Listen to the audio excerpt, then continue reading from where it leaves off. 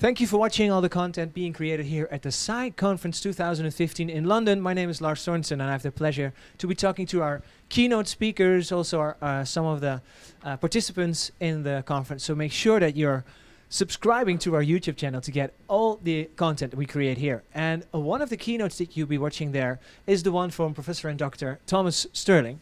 Welcome. Thanks for that you have some time for to talk a little bit more about the keynote that you gave, the paradigm shift beyond exascale computing.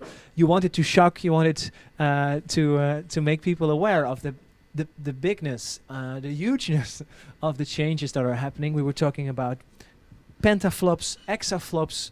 For some people in the audience, might be the first time they hear it, and for other people, it's they're specialized in it. So, what were for you the main goals to get the information you wanted to get to the people, to get between their ears? Well, Lars, it's a pleasure for me to be here and to join you for this brief interview. The message was very simple, that at the highest ends of computing and throughout its history, which, as I think I conveyed to the audience, was unprecedented in human history in technology advancement, that this is a history, to borrow a term from biology, of punctuated equilibrium.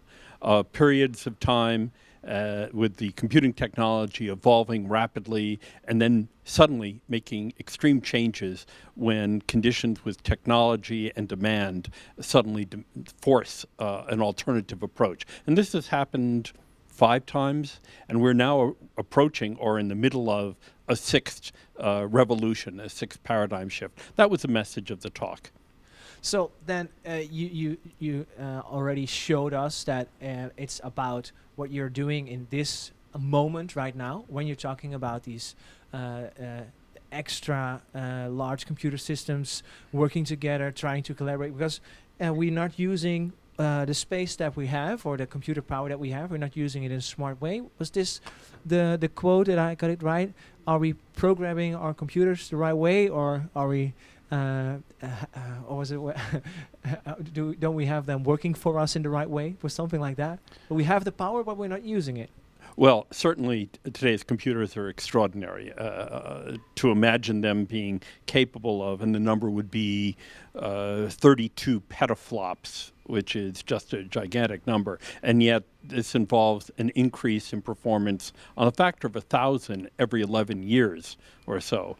And by the way, this is not because we were stupid and got it wrong originally, and then suddenly, got it right. This is how we do it. An improvement of about a factor of 200 every decade through advances in technology, programming methodologies, and algorithm techniques as well. The challenge that we're facing today is one of, well, the end of Moore's law. This was an observation made by Gordon Moore, one of the founders of Intel, back in the late 60s, that there would be an exponential growth in semiconductor feature size. Now, that may sound like a lot of words, but it means getting more and more parts in the same size package, and that this would continue. And it's a remarkable prediction, which has borne correctly through, well, the current decade.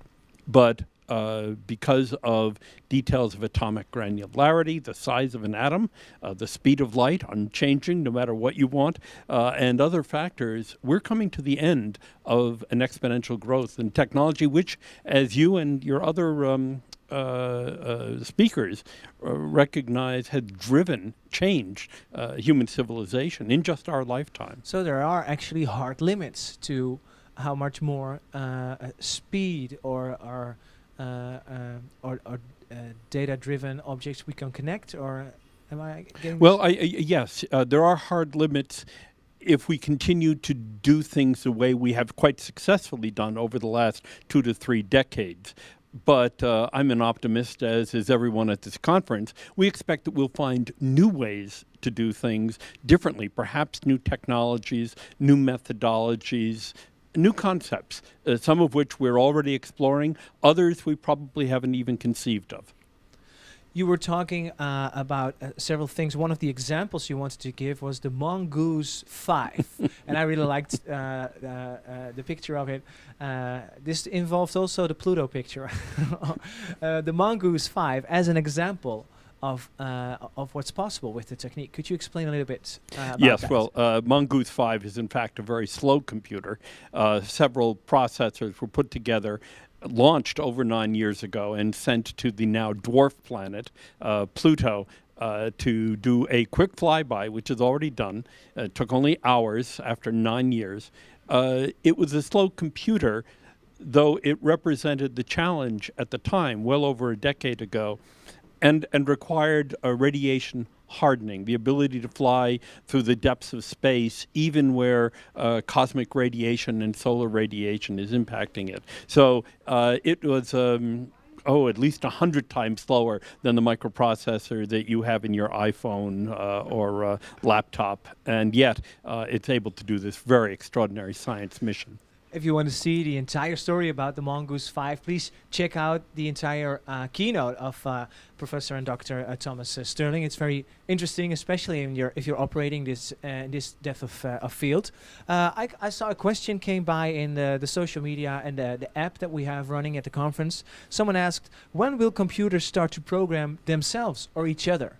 And what will the effect be on supercomputing and on exascales? Yes, I can imagine two computer avatars in the year 2100 sipping coolant fluid and laughing about the fact that at one time human beings actually tried to program computers, an absolutely impossible task. Computers already do program themselves in limited ways today. Indeed, computers program us in limited ways. If I want to get from here to Big Ben, I will ask a computer to tell me what my plan should be.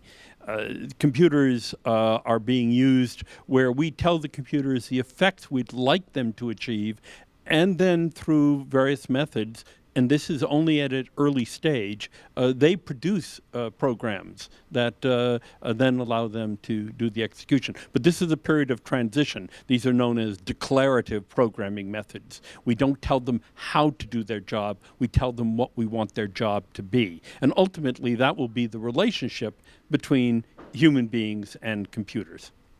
I want to thank you a lot for having some time with us for this brief interview.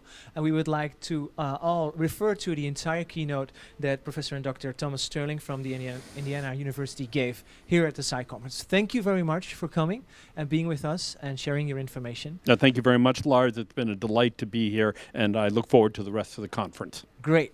If you're enjoying this video, please press like or share like you would be a robot or just a person sharing content.